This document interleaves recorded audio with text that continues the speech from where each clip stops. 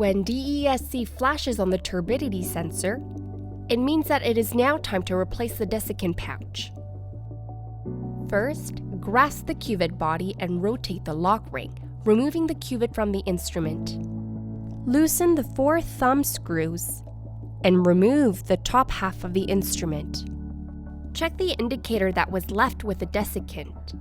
If the color is pink instead of blue, it means that the desiccant has to be replaced. Remove the old desiccant and replace it with a new one, ensuring that a new indicator card is included as well. Replace the top half of the instrument and tighten the 4 thumb screws. Finally, reinsert the cuvette and tighten the lock ring.